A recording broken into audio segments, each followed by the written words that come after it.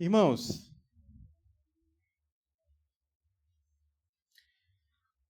hoje é o nosso...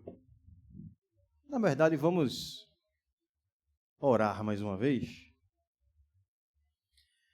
Senhor Deus, obrigado, Pai, mais uma vez por essa manhã, e te pedimos que a Tua palavra encontre lugar, Senhor, nos nossos corações, Teu Santo Espírito nos dê entendimento, apesar de mim, Pai.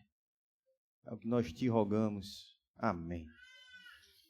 Abra sua Bíblia lá no Evangelho de João, capítulo 2.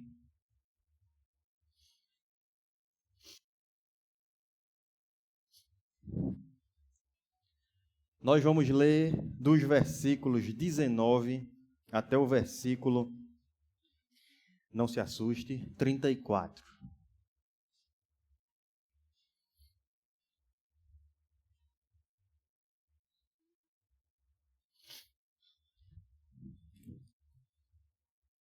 Desculpa, é João 1, 19 a 34.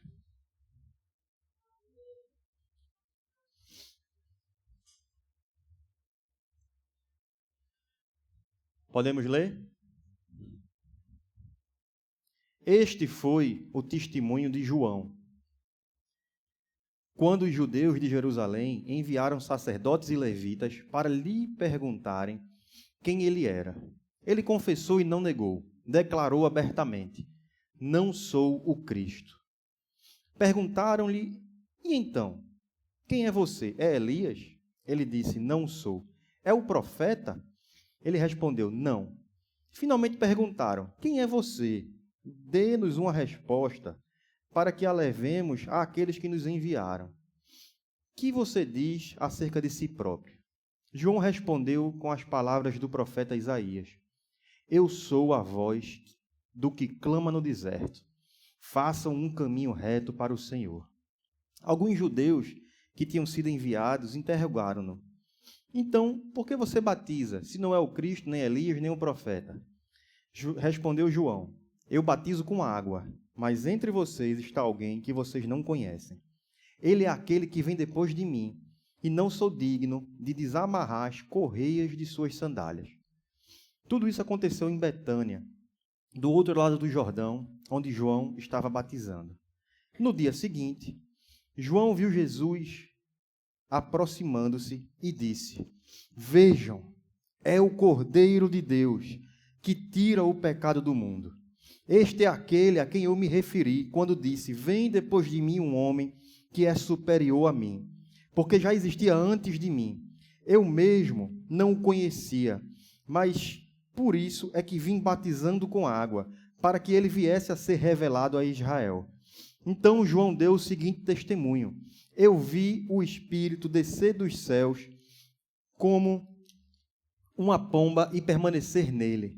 Eu não o teria reconhecido se aquele que me enviou para batizar com água não me tivesse dito: aquele sobre quem você vir o Espírito descer e permanecer nele, esse é o que batiza com o Espírito Santo.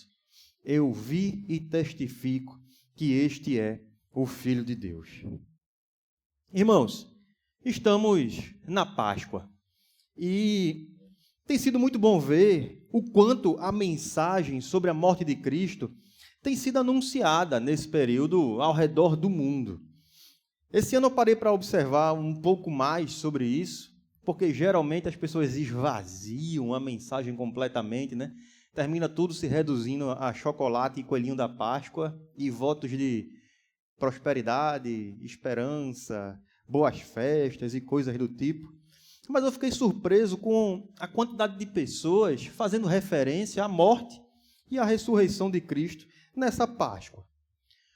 Muita gente mesmo, e isso de todas as formas, né? Nós vimos músicas por aí, vimos encenações espalhadas Brasil afora, inclusive em Recife, várias encenações, algumas não muito boas, algumas complicadas, mas muitas encenações. Vimos posts no Instagram, mensagens de WhatsApp que você deve ter recebido aí sobre a Páscoa, falando da morte, da ressurreição de Jesus. Pelo menos me parece que em Recife ficou impossível você passar pela Páscoa sem se deparar, de alguma forma, com o relato da morte e ressurreição de Jesus. Não é verdade? Mas foi aqui que eu comecei a reparar algo a mais. É perfeitamente possível a gente conhecer o relato da morte e ressurreição de Jesus e não saber o que isso significa. É interessante que ontem a gente estava indo para a praia, né? Eu ensinei a arte da farofa para os meus filhos, mais uma vez, né? Não foi a primeira vez, não. Mas a gente estava indo para a praia ontem e os meninos começaram a fazer perguntas no carro, novamente, sobre coisas que a gente sempre conversa, que a gente já tinha falado. Mas, mais uma vez, Melissa, no carro, a gente falando de Páscoa, de Jesus, etc., Melissa parou e fez: papai, explica de novo o que é que tem a ver Jesus morrer na cruz e a gente ser salvo. É uma pergunta simples, mas é uma pergunta que normalmente não é feita, nem é respondida, inclusive nas igrejas. É uma pergunta de uma criança, mas que revela verdades espirituais eternas para nós e para ela. Verdades que nos salvam. E nós precisamos, na nossa caminhada, dessas perguntas. Nós precisamos fazer, sim, perguntas como: quem realmente é Jesus? Por que Jesus morreu na cruz? O que tem a ver Jesus morrer na cruz e eu ser salvo hoje, em 2026? E aí, refletindo sobre isso um pouco mais, eu percebi um problema um pouco mais profundo. É perfeitamente a gente conhecer verdades sobre Jesus, sobre a história de Jesus, sobre a obra de Jesus, mas não conhecer Jesus de verdade. Eu vou repetir. É perfeitamente a gente conhecer verdades sobre Jesus e não conhecer Jesus de verdade. É possível a gente saber da história de Jesus, da obra de Jesus, mas não conhecer Jesus. A gente está com a história de Jesus sendo contada aí em todos os lugares. Em alguns lugares de forma distorcida, em outros com coerência. Mas nem todos que estão participando desses relatos, ou até proclamando esses relatos, conhecem a Jesus. Você pode estar achando aí que talvez seja um conceito estranho isso que eu estou falando, mas me permita simplificar. E eu vou deixar bem simples mesmo, tá? Por favor, não me julgue. Porque isso é muito comum, mais comum do que parece. Talvez fique mais claro quando a gente fala de alguma outra pessoa famosa. Óbvio, eu não estou comparando Jesus a essa pessoa. Só estou usando aqui uma ilustração para demonstrar uma diferença sobre saber verdades sobre alguém e conhecer alguém. Mas vamos lá. Eu tentei pegar uma pessoa bem popular. Pensei em outras que eram talvez exemplos melhores, mas resolvi pegar alguém popular. Quem aqui sabe quem é Neymar? Levanta a mão. Todo mundo sabe, né? Talvez você goste ou não dele, mas você sabe. Todo mundo sabe. Você sabe muitos dos feitos de Neymar no futebol? Não sabe? Sabe relatos sobre a vida dele até, que aparecem por aí. Você querendo ou não, você rolando o feed do Instagram, vai aparecer alguma coisa sobre Neymar na sua vida. Mas você conhece Neymar de verdade? Você conhece a pessoa Neymar? Você sabe fatos sobre ele, talvez conheça números, momentos da carreira, tem opiniões sobre ele, vê todo mundo falando sobre ele, mas você não tem relacionamento com ele. Você não o conhece pessoalmente. E é algo desse tipo que pode estar acontecendo com Jesus. Você sabe que ele nasceu, que ele viveu, que ele morreu, que ele ressuscitou. Você sabe o conceito que dizem que ele é o Salvador. Você sabe até explicar partes da história dele. Você sabe verdades sobre ele. Mas ainda assim, você pode não conhecê-lo pessoalmente. E isso é extremamente sério. Porque a fé, ela não é simplesmente informações. Ela não é simplesmente conhecer fatos históricos. A fé não é simplesmente comportamento, cumprir rituais, repetir verdades corretas. A fé cristã verdadeira é sobre relacionamento com uma pessoa real. Mas o relacionamento verdadeiro não existe sem verdade.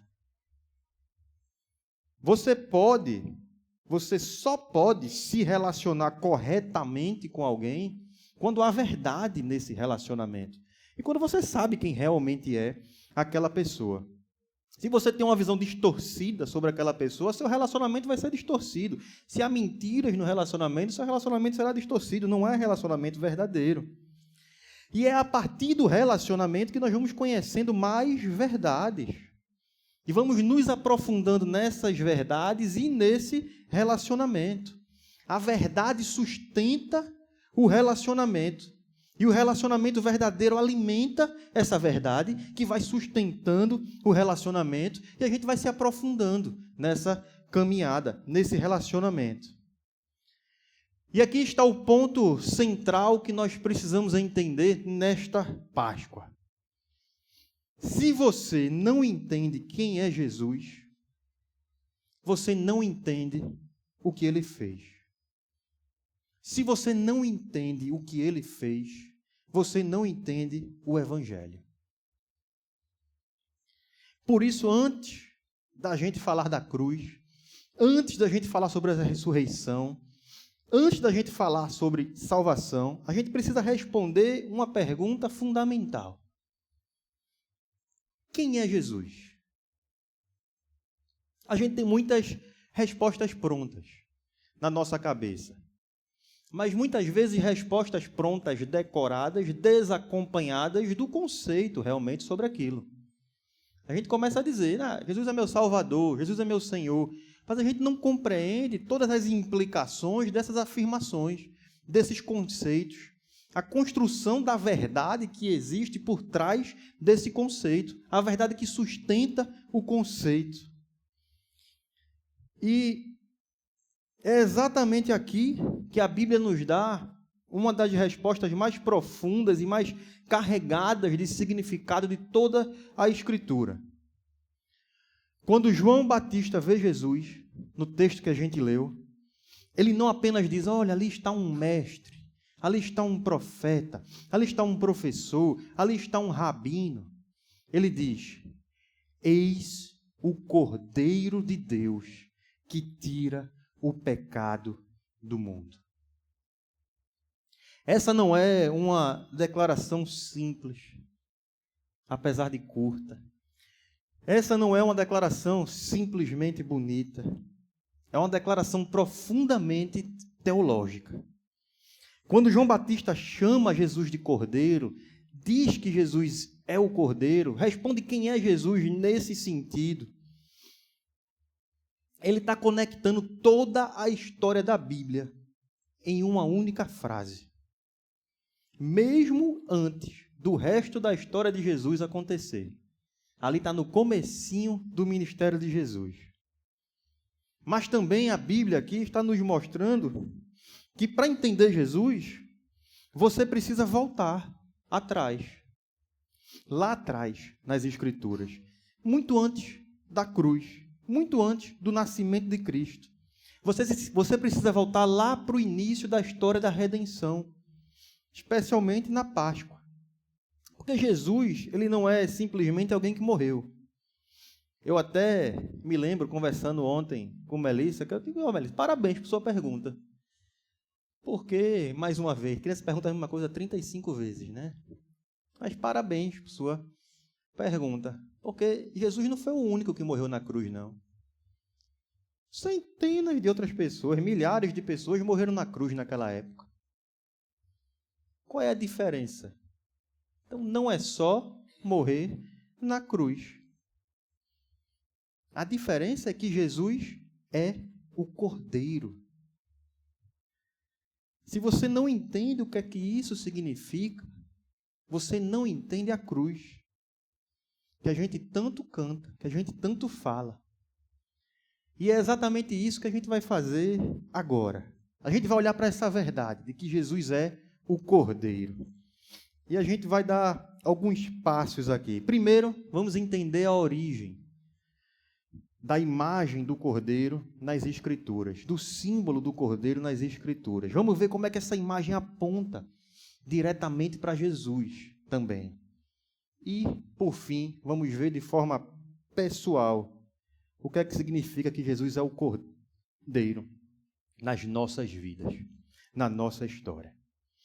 Pois bem, para entender por que João Batista chama Jesus de Cordeiro, a gente precisa, como falei, voltar lá para o início da história bíblica. Porque essa imagem que João Batista está usando, ela não foi criada por ele. Ele está utilizando um conceito que já existia, uma estrutura que já existia e que vinha sendo construída já há séculos. E tudo começa lá em Gênesis 3. O que é que nós temos em Gênesis 3? Eu não vou ler todos os textos que eu citar para trás. Depois você pode anotar e ler em casa. Mas é o momento em que o pecado entra no mundo. Adão e Eva desobedecem a Deus, pecam, e com o pecado entra a culpa, a vergonha, a separação de Deus. E nesse momento, Adão e Eva percebem que estão nus. E tentam resolver isso por conta própria. Eles costuram folhas e se vestem e se escondem de Deus. Essa é a primeira tentativa humana de lidar com o pecado com as próprias mãos. Mas Deus intervém, mesmo lá no jardim. O texto diz que Deus, ele prepara vestimentas de pele para cobri-los. Isso pode parecer um detalhe, mas aqui já existe um princípio teológico sendo estabelecido. Para que o pecado seja coberto, algo precisa morrer. O couro veio de algum animal, né? Para cobrir a nudez, para cobrir aquela consequência, algo precisou morrer, houve derramamento de sangue, houve substituição. Ao invés do próprio homem e mulher morrerem ali, também fisicamente naquele momento. E a partir daí, nas Escrituras, esse padrão começa a aparecer de forma cada vez mais clara. Temos muitos exemplos, eu vou dar alguns saltos aqui para a gente poder caminhar. Mas domingo passado, inclusive, à noite, nós tivemos aqui o pastor Sérgio pregando, e ele mostrou lá quando Abraão sobe o monte para sacrificar Isaque, cumprindo uma ordem de Deus, e Isaque pergunta: onde está o cordeiro para o holocausto? E Abraão responde: Deus mesmo há de prover o cordeiro. E no final da história ali, Deus provê um substituto para a morte de Isaque. Isaque não morre, mas Deus providencia um cordeiro para ser sacrificado ali no lugar de Isaque. Mais uma vez, alguém morre no lugar do outro. E especialmente na Páscoa, nós temos Êxodo 12. E essa talvez seja a imagem que ganha mais força nesse período. Todo mundo aqui conhece pedaços ou de alguma forma o relato das pragas do Egito, não lembra? A última praga nos é relatada ali em Êxodo 12. O povo estava no Egito, estava escravizado, ainda não tinha sido liberto, e Deus anuncia a última praga, juízo sobre aquela terra, a morte dos primogênitos.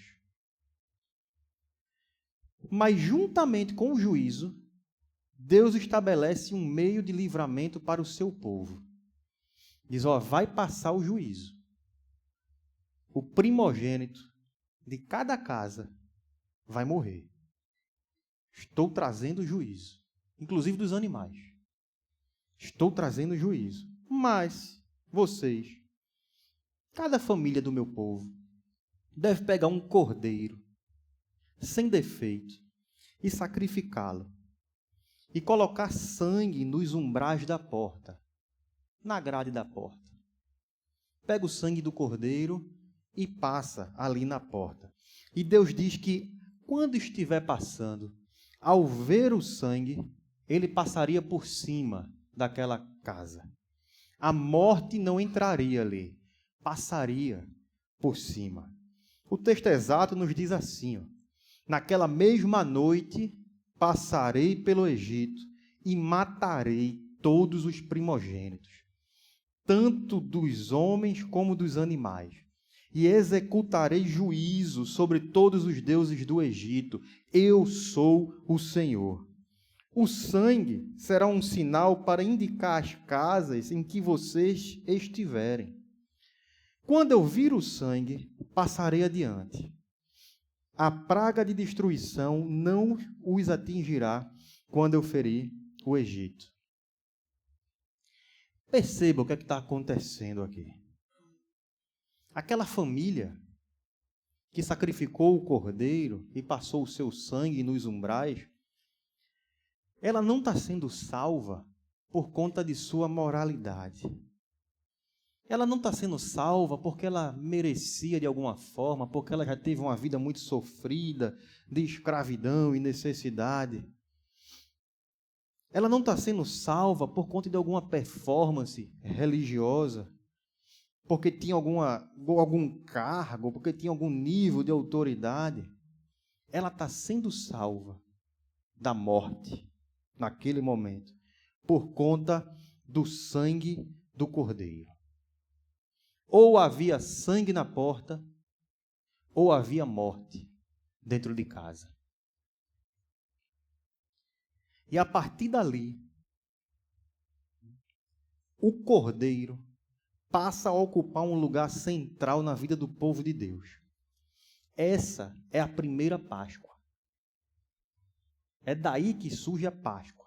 E quando isso acontece, Deus diz: vocês farão isso todos os anos, como um memorial que deve ser celebrado. E além disso, Deus foi se revelando ao povo cada vez mais. Nas Escrituras, a revelação é progressiva. Deus não se deu a conhecer todo de uma vez. Ele vai se dando a conhecer, até a revelação plena que nós temos em Cristo Jesus. E enquanto Deus vai se dando a conhecer, um sistema sacrificial é também estabelecido. Está lá em Levítico. Nós temos cordeiros sendo oferecidos continuamente, dia após dia, ano após ano, sempre com a mesma mensagem: o pecado tem um custo. A ira de Deus cai sobre o pecado, sobre o pecador. Alguém precisa morrer. E o animal sofria a ira, o cordeiro sofria a punição contra o pecado, no lugar do povo, no lugar do homem. Esse é o sistema sacrificial do Antigo Testamento, Deus já revelando de alguma forma a sua graça, mas tudo apontando para Cristo. Esses sacrifícios que aconteciam ali nunca eram suficientes. Nunca era um sacrifício final, sempre precisava ser repetido. Eles eram repetidos, oferecidos inúmeras vezes. Diariamente havia sacrifícios. Havia determinados tipos de sacrifícios. Sacrifícios diários, semanais, mensais, anuais. Séculos após séculos. E o problema do pecado nunca resolvido de forma definitiva. Nada tinha a capacidade de afastar de forma definitiva o poder da morte e do pecado. E aqui que a gente começa a entender um pouco mais sobre a obra de Cristo. como tudo isso aponta para Jesus. Porque depois de tudo isso, séculos de sacrifícios, de sangue derramado, de repetição constante, depois de uma história inteira marcada por substituição, por misericórdia de Deus, por graça, sim, revelada ali de alguma forma, mas ainda sem uma solução definitiva, finalmente surge uma voz no deserto. E pela primeira vez, alguém olha para Jesus e faz uma declaração que não somente descreve quem ele é, mas interpreta toda a história até aquele momento. Quando João Batista vira para Jesus, ele não faz uma declaração comum. Ele não explica, ele não constrói nenhum tipo de argumento, não tenta defender ou qualquer coisa. Ele simplesmente declara, guiado por Deus e pelo Espírito Santo: eis o Cordeiro de Deus que tira o pecado do mundo. Essa frase carrega o peso de tudo que a gente viu até aqui. A gente não está mais só, e João não está apenas identificando Jesus, não. Ele está dizendo que toda aquela história, todos aqueles sacrifícios, toda aquela repetição, toda aquela expectativa, finalmente chegaram ao seu ponto de cumprimento. João Batista não aponta para Jesus como mais um cordeiro, não. Ele é o cordeiro. E isso muda o cenário, porque não é mais agora simplesmente mais um sacrifício sendo oferecido dentro daquele sistema, por homens a Deus. Mas é o próprio Deus providenciando o cordeiro. Aquilo que lá atrás foi dito, inclusive por Abraão, quando diz que Deus providenciaria o cordeiro, agora está sendo cumprido em Jesus, com plena compreensão dos homens. Se torna realidade concreta. Yahvé Jireh, Deus provê. E João não diz simplesmente que é o Cordeiro. É o Cordeiro que tira o pecado do mundo. Ele não cobre temporariamente. Ele não simplesmente adia juízo. Ele não exige agora uma repetição constante, porque ele tira de forma eficaz, definitiva, real. E aqui está a diferença fundamental entre tudo o que veio antes e o que acontece em Cristo. Os cordeiros anteriores apontavam para algo que é cumprido plenamente em Jesus. Os cordeiros anteriores eram símbolos. Jesus é a realidade. Os cordeiros anteriores precisavam ser repetidos. Jesus, ele é entregue como sacrifício único, eficaz, completo, suficiente. E quando a gente olha para a cruz, isso ganha forma. Então entenda que na cruz, o que está acontecendo ali não é uma pessoa morrendo vítima das circunstâncias, vítima da traição de alguém, vítima da rebeldia de um povo. É o plano de Deus se cumprindo para a redenção de todo aquele que crê, para a salvação daquele que crê. Jesus não está ali na cruz por acaso. Ele não é apenas alvo de injustiça humana. Ele está ali sendo entregue como o Cordeiro de Deus. E assim como na Páscoa, na primeira Páscoa, existiu o sangue, assim como no sistema sacrificial, a substituição pela morte daqueles cordeiros, assim como desde o início há alguém morrendo para cobrir o pecado de outro, isso está acontecendo na cruz, mas agora de forma definitiva, completa, plena. Jesus viveu a vida que a gente deveria viver. Ele viveu sem pecado algum. Ele viveu uma vida perfeitamente justa diante de Deus. Por isso que a morte dele na cruz é diferente da morte de todos os outros que também morreram na cruz naquele período. Porque só Jesus podia assumir o lugar do pecador.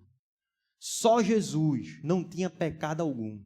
Só Jesus era perfeito. Só Jesus era digno de receber o juízo de Deus contra o pecado, sem culpa alguma. E o que é que isso significa? Receber o juízo de Deus contra o pecado no lugar de quem tinha culpa, no lugar do outro. Só Jesus podia ser um substituto. A morte que era nossa é recebida por Ele. A ira de Deus contra o pecado é satisfeita nele. E o resultado disso não é simplesmente uma possibilidade de salvação. É uma obra real, eficaz, completa, suficiente, repito. O Cordeiro foi oferecido e dessa vez não há necessidade de outro. Está consumado. E todas essas verdades devem nos conduzir a questionamentos pessoais. Porque se tudo isso é verdade, a gente não está simplesmente diante de uma informação, bíblica ou teológica. Nós estamos diante de uma verdade que exige resposta. Quando a gente está falando da Páscoa tanto sobre isso, tanto sobre a morte de Cristo, tanto sobre a ressurreição de Cristo, a gente precisa reconhecer o que é que essas verdades implicam sobre nós mesmos. Porque se Jesus é o Cordeiro que foi entregue sem culpa alguma pelos pecados, por nossos pecados, isso significa dizer que há pecados em nós. É uma verdade muito simples que a gente tende a ignorar. Significa que há culpa pairando sobre nós. Significa que há juízo para cair sobre nós. Que o Cordeiro só faz sentido quando alguém precisa morrer no lugar do outro. E aqui existe esse problema que muitas vezes é ignorado. O problema das nossas vidas, o maior problema das nossas vidas não são nossas circunstâncias, não são nossas emoções, não é nossa condição material, não são nossos desajustes e lutas. Eu não estou falando que Cristo não se importa com isso e age em meio a essas coisas, age e se importa. Mas o maior problema da nossa vida é o pecado. E todos nós carregamos essa condição. Isso é uma realidade que coloca a todos debaixo de condenação. Você consegue entender isso? A gente suavizou demais a mensagem do Evangelho, tantas vezes. Não se fala mais disso. Não se fala de culpa, condenação, juízo. Mas se não houvesse a ira de Deus contra tudo isso, não haveria a necessidade do sacrifício do Cordeiro, da entrega de Jesus na cruz, do próprio Deus se fazendo homem e se entregando por nós, sofrendo esse juízo, essa ira. E você pode dizer, mas como é que um Deus de amor vem falar de ira contra o pecador? Ele não ama o pecador, ama. Ele ama tanto que ele entregou o próprio Filho para sofrer essa ira no seu lugar. Mas além de amor, ele é justiça. E um Deus justo não tolera o pecado. Ninguém pode se aproximar de Deus carregando o pecado. E como é que o pecado é removido? Pelo sacrifício de Cristo. Pela entrega de Cristo na cruz. Ou você confia nisso, ou você responde pelo seu próprio pecado. Isso é algo que a gente deveria refletir e se alegrar todos os dias. Mas especialmente hoje, na Páscoa, eu queria lhe deixar muito consciente de que, assim como lá na primeira Páscoa, havia apenas duas possibilidades. Ou havia sangue na porta, e as pessoas estavam debaixo daquele sangue, protegidos por aquele sangue, ou havia morte dentro de casa. Em sua vida também só existe duas possibilidades. Ou você confia no Cordeiro entregue na cruz, no sangue do Cordeiro, mais uma vez, mas agora o verdadeiro Cordeiro, ou o juízo que caiu sobre ele, cairá sobre você. A ira de Deus contra o pecado. Isso não é uma linguagem simbólica apenas, tá? É uma realidade espiritual. Muitas pessoas conhecem a história de Jesus, sabem da cruz, sabem da ressurreição, como a gente viu aí nesse período de Páscoa em tantos lugares, mas nunca responderam a isso de forma pessoal. Nunca confiaram nisso de fato, nunca entenderam, nunca se renderam, não acreditam nessa verdade. Sabem sobre o Cordeiro. Eu fico imaginando, aqui não está no texto lá em Êxodo, tá? Mas eu fico imaginando que os egípcios, eles viram o povo de Deus fazendo aquilo ali. Matando o cordeiro, pegando sangue, passando nos umbrais das portas. Eu acho que eles viram. Aqui é pensamento meu, tá? Mas acho perfeitamente possível.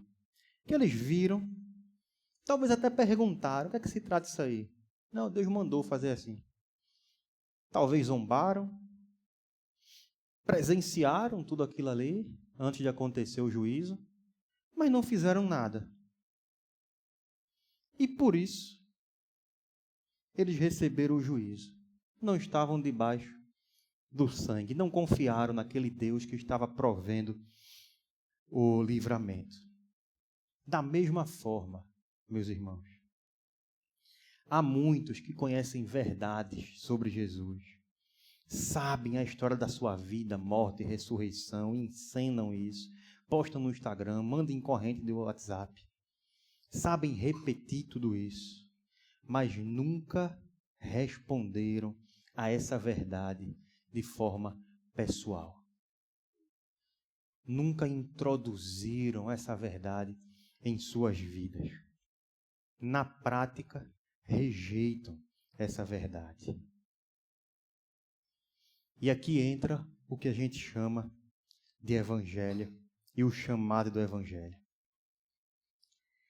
Crer em Jesus não é simplesmente concordar com informações corretas sobre Jesus, sobre a história da redenção. Crer em Jesus não é simplesmente admirar aquela pessoa ou a sua história. Não é simplesmente respeitar os seus ensinamentos, pegar seus ensinamentos e fazer uma lista de regras sobre comportamento e cumprir cada um deles. Crer em Cristo é confiar nele como aquele que tomou o seu lugar, como o Cordeiro de Deus. É reconhecer que você não pode lidar com o seu próprio pecado. É abandonar qualquer tentativa de se justificar diante de Deus e depender completamente da obra de Cristo. Fé em Cristo. É isso. E isso deve conduzir sua vida a tirar o peso dos ombros. Você não é justificado, repito, mais uma vez, diante de Deus, por conta de sua performance pessoal, por conta do seu merecimento, por conta de quão bom ou quão mal você é, por conta da quantidade de coisas boas versus a quantidade de coisas ruins, por conta de uma lista de regras que você precisa cumprir. Nós somos totalmente incapazes de nos apresentarmos dignos, perfeitos diante de Deus. Mas nós somos aceitos por Ele.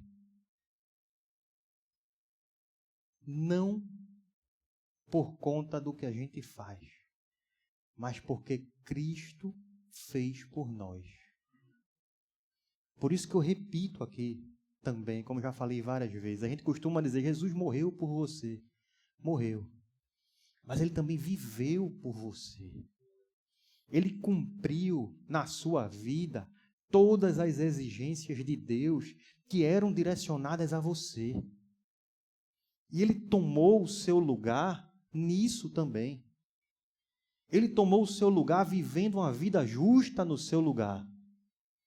E tomou o seu lugar recebendo a ira de Deus contra o injusto, como se Ele mesmo fosse injusto, porque Ele estava carregando as suas injustiças, os seus pecados. E Ele fez tudo isso porque Ele te ama.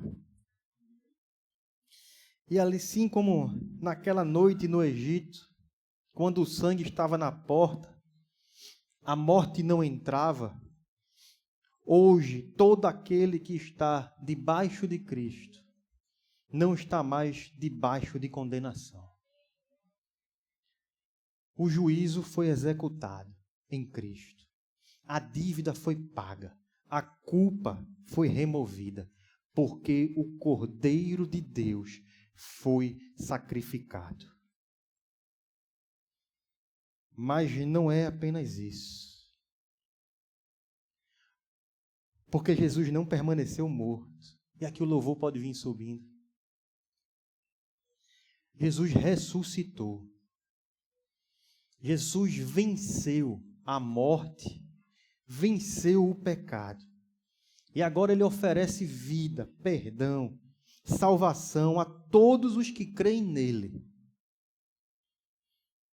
Não confunda tudo que eu estou dizendo aqui com algum tipo de universalismo. Já que é assim, todo mundo vai para o céu. Porque as Escrituras deixam claro que é para todo aquele que nele crê. E aí se lembre, crer não é simplesmente concordar que isso são fatos históricos verdadeiros. Mas trazer essas verdades para dentro da sua vida, crer nelas do fundo do seu coração, reconhecer-se pecador e rogar o perdão de Cristo. E você vai encontrar. Então, nessa Páscoa, a pergunta não é apenas se você conhece a história da morte e da ressurreição de Cristo. A pergunta é mais profunda. Você conhece o Cordeiro? Você agora entende a morte de Cristo? Você confia na obra de Cristo? Você se rende a essas verdades? Você já fez isso na sua vida? Porque isso muda tudo.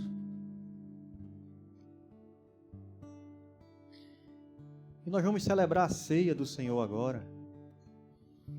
enquanto nós cantamos essa música mais uma vez, eu queria que você trouxesse todo o significado do que nós conversamos agora para a letra dessa canção.